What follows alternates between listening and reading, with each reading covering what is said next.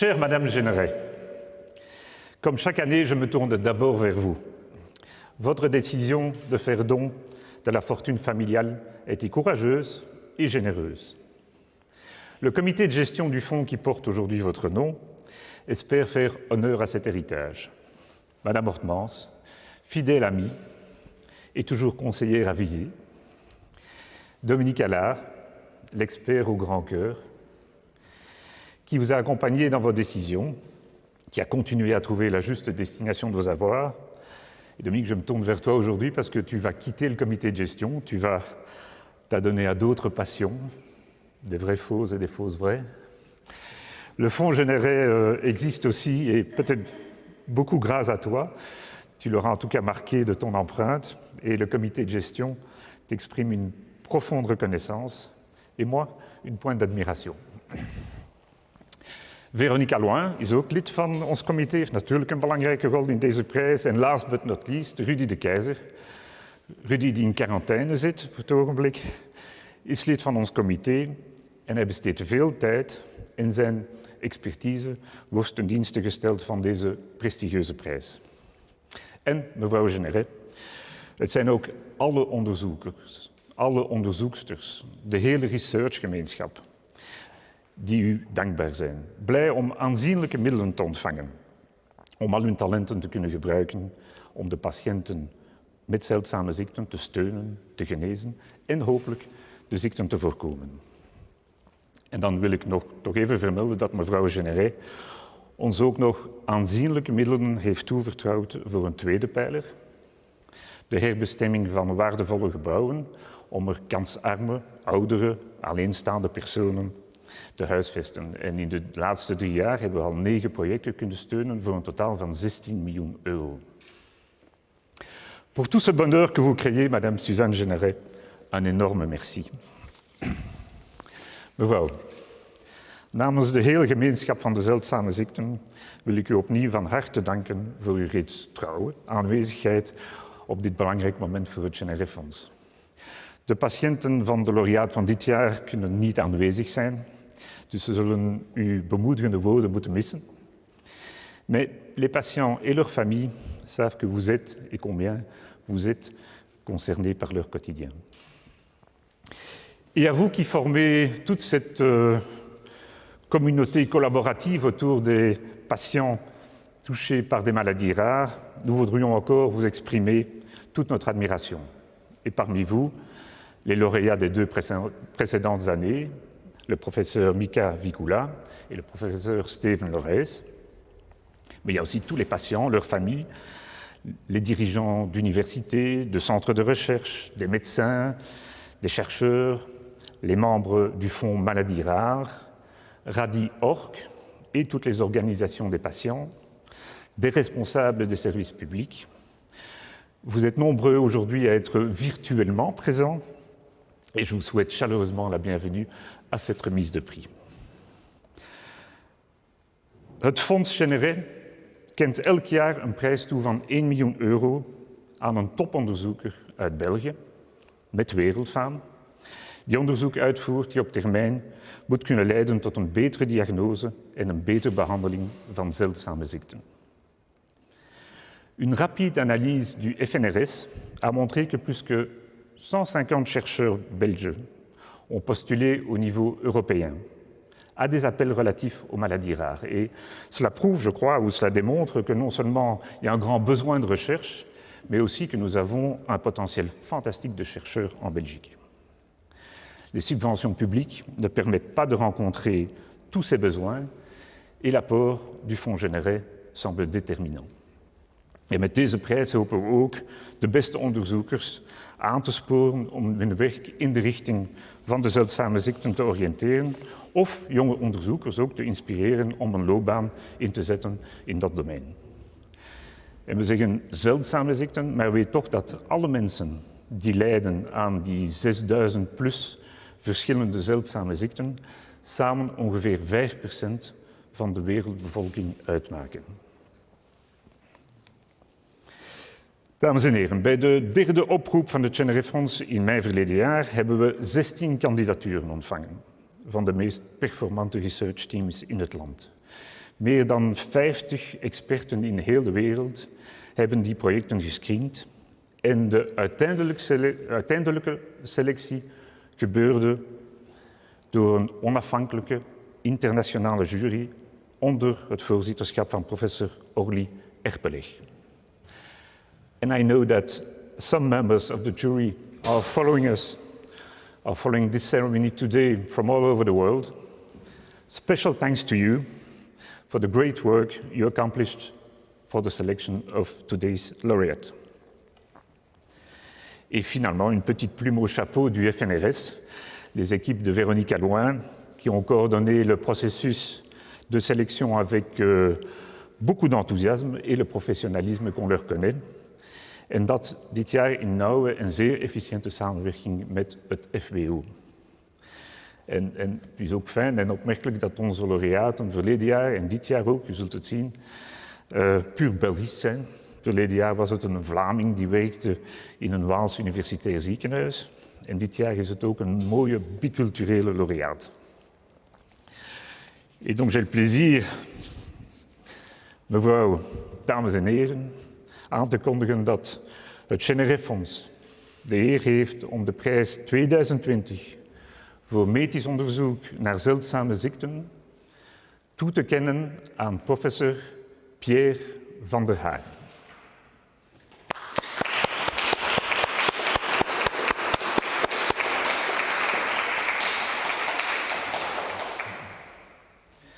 Professeur Van der Hagen, toutes nos félicitations. Vous êtes jeune, marié, papa de 2 filles, Marion et Lucie, et Julie, pardon, excusez-moi, passionné par la musique rock, et donc ce n'est pas seulement dans votre recherche que vous vous éclatez.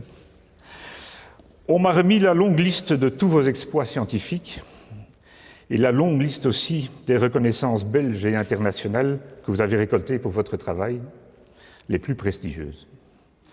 Impressionnant, j'ai compté que j'aurais besoin de 7 minutes pour les énumérer. Vous m'en avez humblement dispensé. Maar ik moet toch zeggen dat het dankzij het vertrouwen is van de ULB, het Vlaams Instituut voor Biotechnologie en de KU Leuven dat u deze uitzonderlijke carrière heeft kunnen uitbouwen. Alors, pour mieux vous connaître, pour mieux connaître votre travail, nous avons réalisé une vidéo. On va la regarder, mais peut-être préciser que dans cette vidéo, nous rencontrerons aussi votre collègue, partenaire de recherche, professor Hilde van Esch, die de zo belangrijke band met de patiënten heeft en uw partner is in het klinisch onderzoek. We kijken naar de video.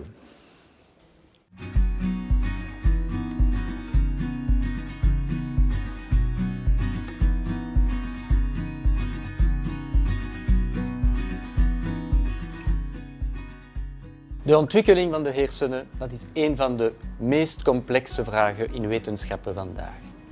De ziekte van de ontwikkeling van de hersenen, dat is nog complexer.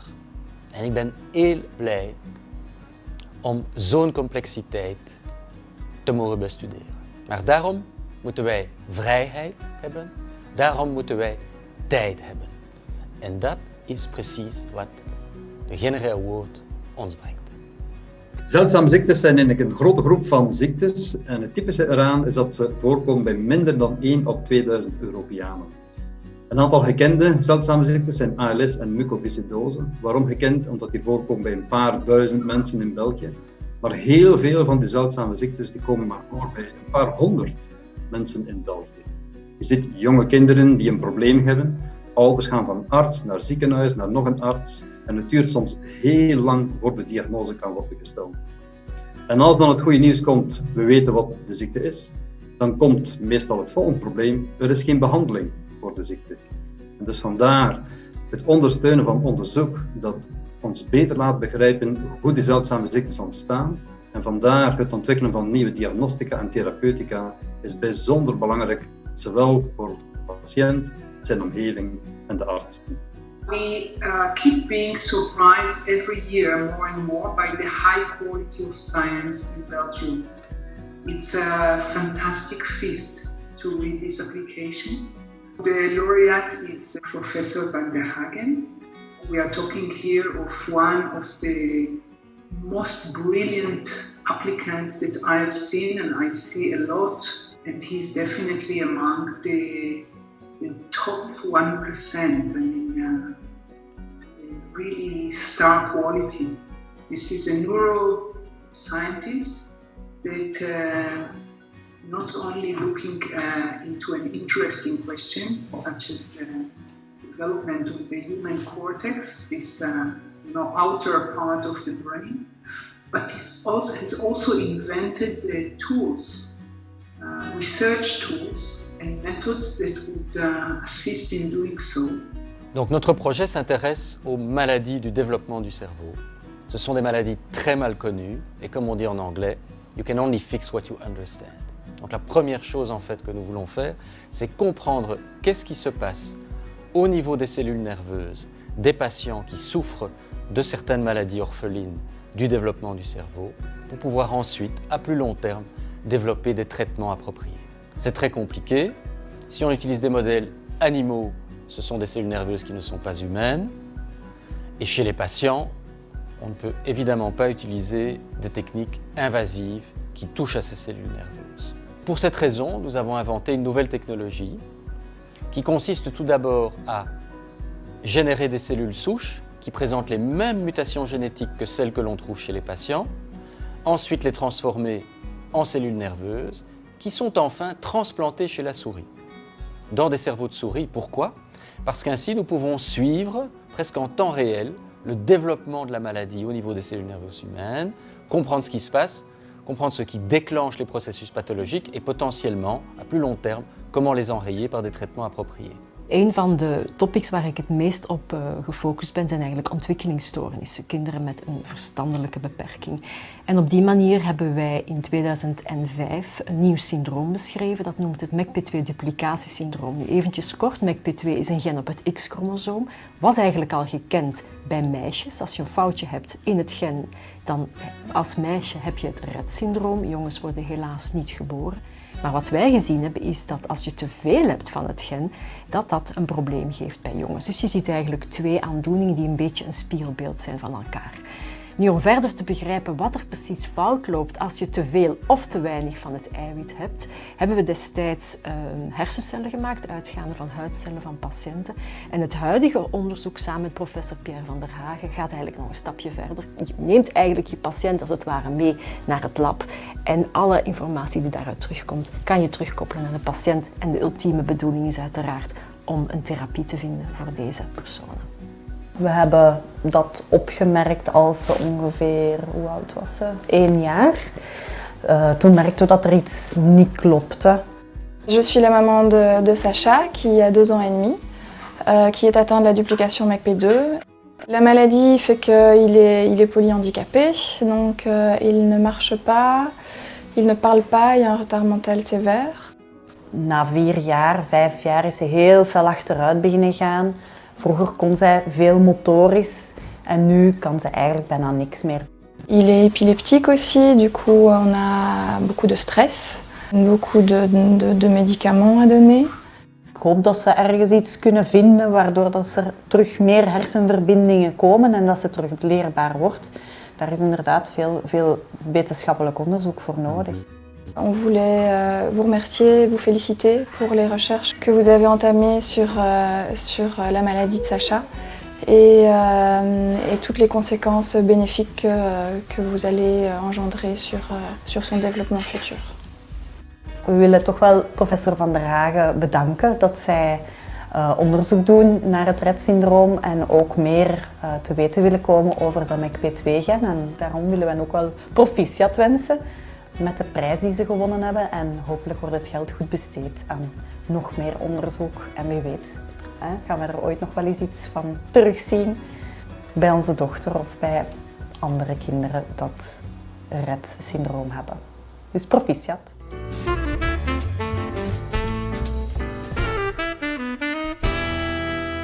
Voilà, professeur, rien de plus encourageant. Je crois que les remerciements des parents de ces enfants que vous allez pouvoir, nous l'espérons, aider.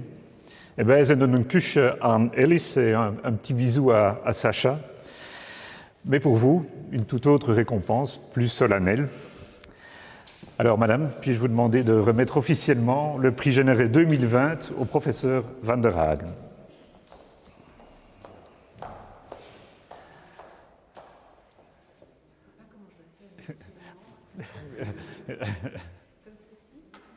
Voilà.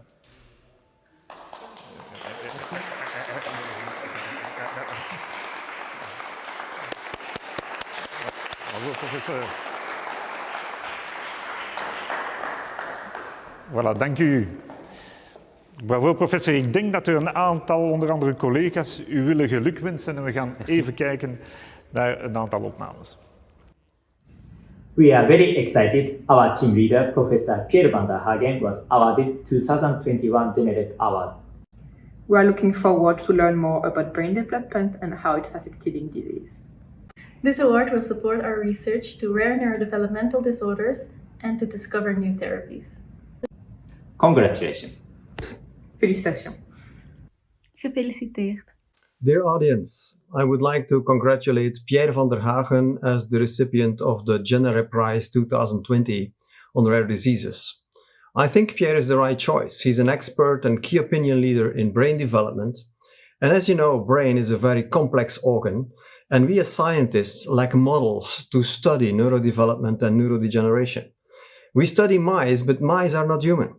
And so there Pierre came with a creative model to xenotransplant mouse brain with human neurons, and amazingly it works. You can study the behavior of human neurons into that brain context. And so now Pierre will use that to study rare neurodegenerative diseases, more specifically Rett syndrome. So he will introduce human neurons carrying the Rett syndrome mutations into mice and study the neurodevelopment going on there. We will learn a lot from that. I would like to thank the King Baudouin Foundation for selecting Pierre for this prize. Thank you.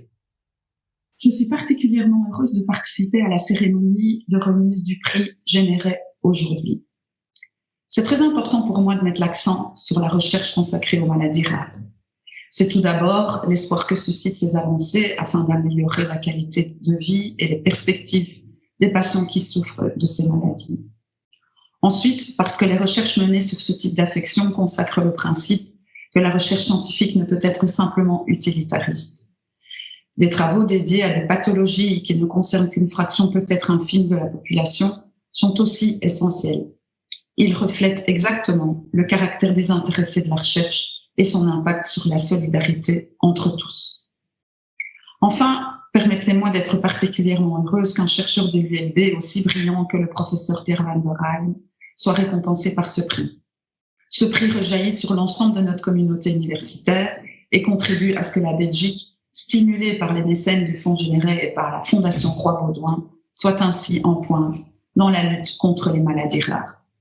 Toutes mes félicitations à l'heureux récipiendaire, le professeur Pierre van der Hagen. Beste collega Van der Hagen, beste Pierre, nagenoeg ons volledig academisch leven op het onderzoek na speelt zich vandaag de dag online af. En dat creëert misschien wat afstand en maakt het soms wat moeilijk om bij dit soort festiviteiten er ook een echt warme ceremonie van te maken. Maar ik zou zeggen, laat het de pret niet bederven, laat het niet aan je hart komen. Wat je gerealiseerd hebt, blijft overeind, ook te midden van een pandemie. En ik zou je dan ook van harte willen gelukwensen namens de volledige gemeenschap van de KU Leuven.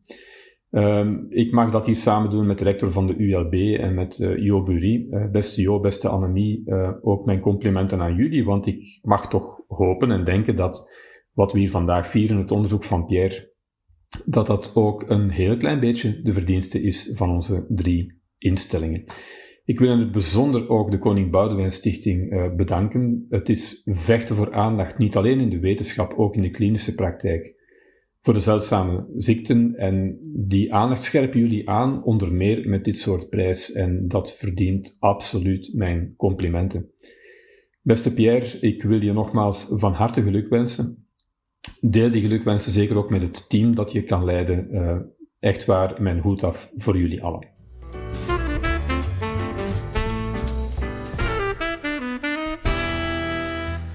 Voilà, professor, nog een paar vragen als dat mag. De prijs genereert een erkenning voor uw hele carrière. Uw team, uw lab doet sinds jaren baanbrekend onderzoek. En we hebben in de video gehoord over de transplantatie van menselijke cellen in de hersenen van muizen. Is dat eigenlijk uw grootste wetenschappelijke prestatie, uw nirvana? En waarom is het dan belangrijk om dit te kunnen doen? Ja, misschien is het... Ja, eerst en vooral, het is een belangrijke stap om de menselijke hersenen beter te begrijpen en misschien op een lange termijn om zijn ziekte te kunnen genezen. Dus dat is onze model. Maar eerst wil ik zeggen dat ons brein uniek is.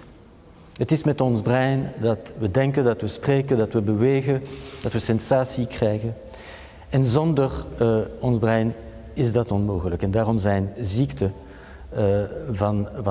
van ons brein en in het bijzonder van de ontwikkeling van ons brein zo belangrijk te proberen te genezen. Nu, het probleem is dat ons brein zo uniek is dat het heel moeilijk is te bestuderen. Aan de andere kant, de experimentele diersoorten, zoals muis bijvoorbeeld, ze zijn niet menselijk. Dus je mag niet menselijke zenuwcellen in een muis, bij definitie. En daarom hebben we die systemen ontdekt over de jaren. Eerst hebben wij ontdekt hoe vanuit pluripotente stamcellen specifieke zenuwcellen, menselijke zenuwcellen, te differentiëren. Hersencellen eigenlijk, enfin, dezelfde cellen.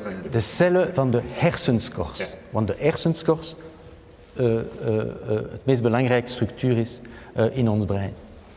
En dan met die zenuwcellen kunnen we een soort heel eenvoudige model hebben, maar dit model is te eenvoudig.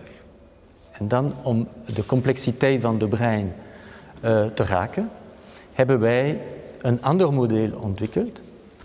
We nemen die menselijke zenuwcellen van zijn petrischalen en dan worden ze getransplanteerd in een muisbrein.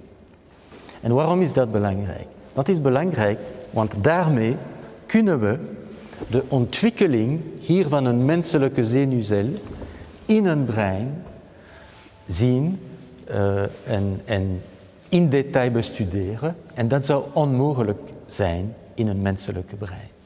Oké? En in ons project vandaag, en ik vergeet te zeggen dat met die experimenten hebben we ontdekt dat de menselijke zenuwcellen in een muisbrein ontwikkelen alsof ze zich in een menselijke brein uitvinden. In dezelfde traag ritme, heeft u mij gezegd. Ja, inderdaad, met dezelfde snelheid. Ze zijn ook groter en ze zullen groter zijn, even in een muisbrein. En er zijn talrijke andere verschillen, specificiteit, die we zien in deze muisbrein. Nu, in ons project willen we nu met die systeem specifieke ziekten van de hersenen bestuderen, zeldzame ziekten van de ontwikkeling van de hersenen. Er zijn in feite veel zeldzame ziekten van de ontwikkeling van de hersenen. Ze zijn meestal veroorzaakt door genetische mutatie, dus mutatie in specifieke genen, zoals MECP2, een Rett-syndroom, die we zullen bestuderen. En dus ons project is eerst zullen we stamcellen produceren die dezelfde mutatie hebben dan in de patiënten. Dan die cellen worden in zenuwcellen gedifferentieerd. Dan die zenuwcellen zijn getransplanteerd in de muis. En dan hopen we de hele geschiedenis, zou ik zeggen, van de ziekte en de oorsprong van de ziekte zullen we identificeren. En dat is een eerst belangrijke stap om nieuwe moleculaire doelwitten identificeren om nieuwe behandelingen te vinden, natuurlijk op een langere termijn. Parfait. Merci professeur. Je crois que même j'ai compris Tant mieux. Ce que vous m'avez expliqué là. Vous avez dit dans la vidéo que le prix du fonds généré vous laisserait toute la liberté et permettrait peut-être de faire ce que vous ne pourriez pas faire autrement. Alors, si vous pourriez un peu expliquer là et quelles seront les retombées potentielles. En ik heb mij altijd afgevraagd, weet u wat u zoekt? Of heeft u liever niet te weten wat u zoekt om het nieuwe, het onbekende te vinden? On ne sait jamais ce qu'on va découvrir. Hein? Bij definitie weten we nooit wat we zullen ontdekken. Donc, deux choses. La première, c'est que l'étude du cerveau et du développement du cerveau est l'une des plus difficiles, et c'est aussi l'une des plus difficiles à financer aujourd'hui. Et donc, de ce point de vue-là, même si nous bénéficions de fonds publics, d'autres fonds, etc., c'est très difficile de financer nos recherches, et clairement, le General Award nous donne, de ce point de vue-là, une liberté d'action tout à fait unique. Mais en outre, elle nous a en fait, quelque part, elle a promu en nous l'idée d'essayer d'appliquer certaines de nos questions, parce que les chercheurs sont avant tout guidés par la curiosité, mais d'essayer d'utiliser certaines de ces questions, certaines de nos curiosités, à des maladies orphelines du développement cérébral qui justement sont à la fois tout à fait dévastatrices et aussi posent des questions scientifiques vraiment importantes.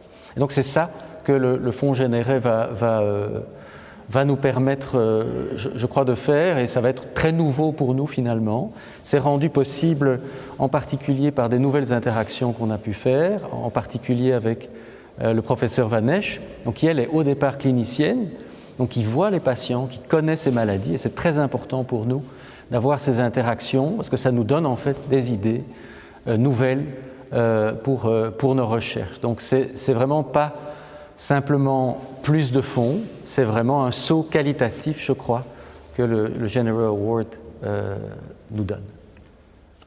Merci.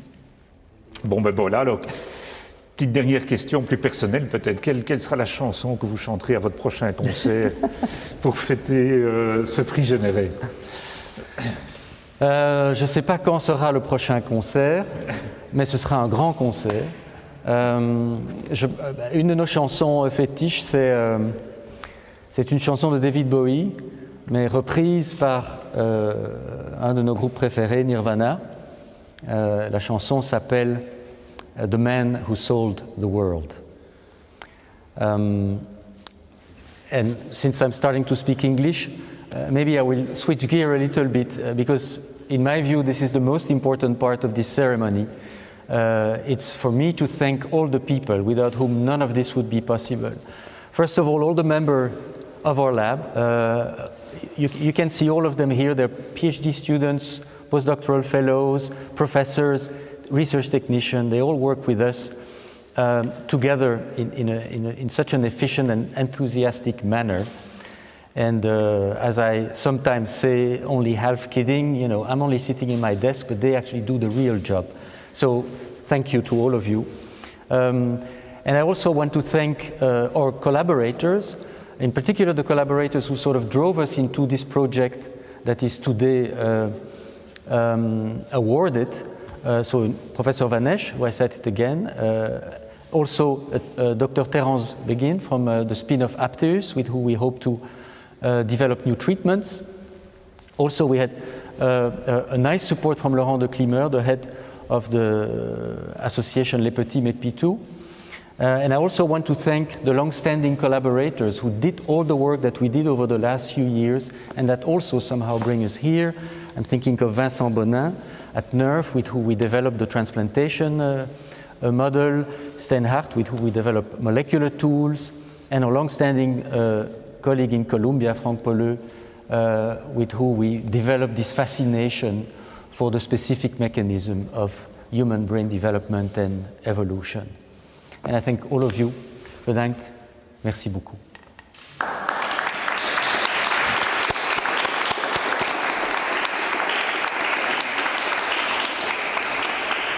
Merci, professeur. Je crois qu'avec les magnifiques techniciens que nous pouvons peut-être remercier aussi, on arrivera peut-être à retransmettre votre prochain grand concert aussi. Mesdames, Messieurs, nous arrivons à la fin de cette cérémonie, cette très belle rencontre. Merci, Madame, encore de nous avoir honoré de votre présence. Dank u ook aan iedereen thuis.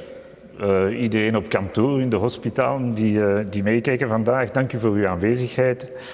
Merci à Bénédicte Gombaud et à Michel Dusbert pour l'organisation de cette magnifique remise de prix. C'est pas qu'une journée. En we kunnen vandaag het glas niet heffen op onze lauréate, mais nous garderons le champagne au frais pour l'année prochaine. Voilà, dank u en hopelijk tot volgend jaar.